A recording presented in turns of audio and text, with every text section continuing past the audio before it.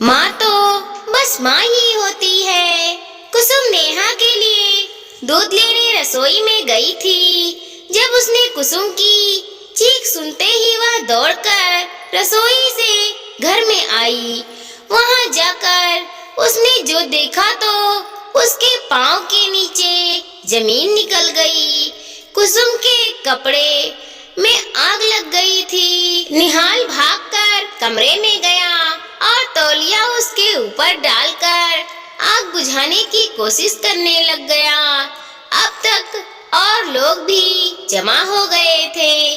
किसी तरह से आग तो बुझाई गई, पर कुसुम को ना बचा सके। निहाल एक सीधा साधा मेहनती इंसान था। 3 साल पहले ही उसकी कुसुम से शादी हुई थी। वह अपनी पत्नी के साथ बहुत खुश था। नेहा के जन्म के बाद तो दोनों और भी खुश थे। निहाल बस अपने काम से काम रखता था। उसने किस्त पर एक कमरे वाले एक फ्लैट भी ले लिया था। वह अपने काम से ही मतलब रखता था। जिंदगी बड़ी अच्छे से चल रही थी। आज अचानक उस पर मुसीबत का पहाड़ टूट पड़ा था। उसे कुछ समझ नहीं आ रहा था, कैसे जिएगा कुसुम के बिना। छोटी नेहा का क्या होगा, यही विचार उसे खाए जा रहा था। नेहा भी शहमी सी उसे देख रही थी और उसकी गोदी से नहीं उतर रही थी। अब तक कुसुम के माता पिता भी आ गए थे। उनके साथ उनकी छोटी बेटी मधु भी थी। नेहा मधु को देखते ही उनके पास चली गई और उसके कंधे से लग गई।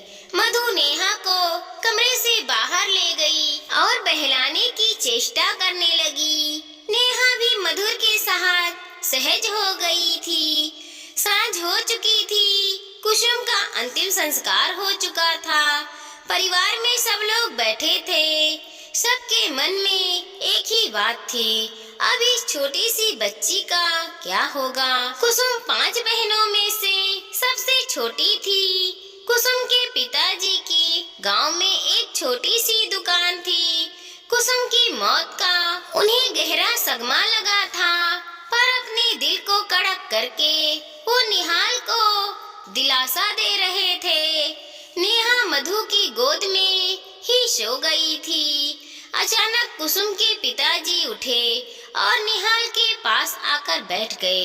उन्होंने बड़े प्यार से निहाल के सर पर हाथ फेरते हुए कहा, वो मधु को कुसुम की जगह पर नेहा की जिम्मेदारी देने को तैयार है। इसी में सबकी भलाई है। मधु नेहा से अच्छे से हिली मिली है। वह उसे माँ का भरपूर प्यार दे सकेगी। निहाल का भी घर संभल जाएगा। अभी वो नेहा को अपने साथ ही ले जाएंगे। कुछ समय निहाल और मधु की शादी बड़ी सादगी से कर दी गई।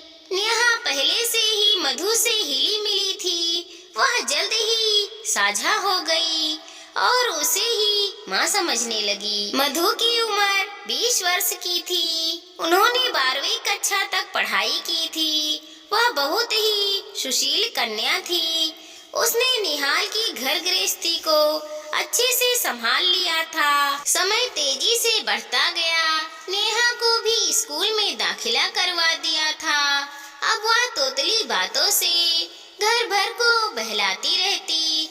जल्दी ही उसका अपना भी एक बेटा हो गया।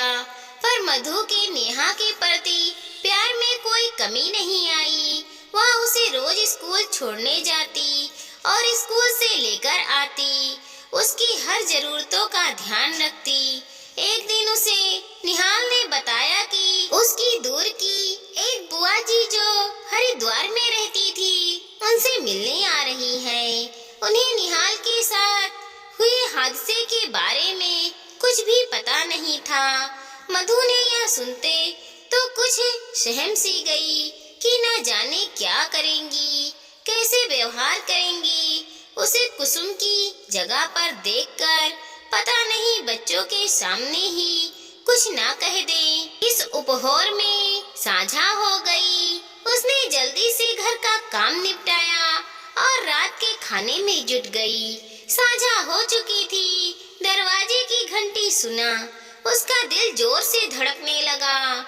उसने अपने पल्लू सही किए और दरवाजा खोला। सामने निहाल के साथ अधेड़ उम्र की महिला खड़ी थी। माथे पर बड़ी सी बिंदी, सीधा पल्लू की साड़ी पहनी थी और सादे मुंह में पान भी चबा रही थी। मधु को सामने देखकर उन्होंने प्रश्न भी निगाहों से निहाल की ओर देखा। निहाल ने उन्हें रास्ते में ही कुसुम के हादसे के बारे में बता दिया था, पर अपनी दूसरी विवाह के बारे में अभी नहीं बताया था।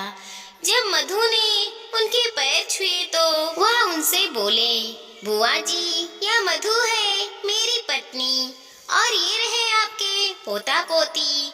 नेहा और मधुर इतने सुंदर थे कि बुआ जी ने जोर जोर से रोना शुरू कर दिया।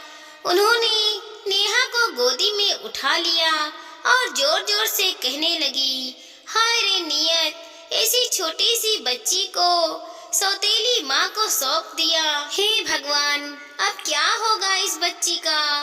नेहा हैरान थी कि ये क्या हो रहा है। वह बुआ जी से अपने को छुड़ाकर मधु से लिपट गई।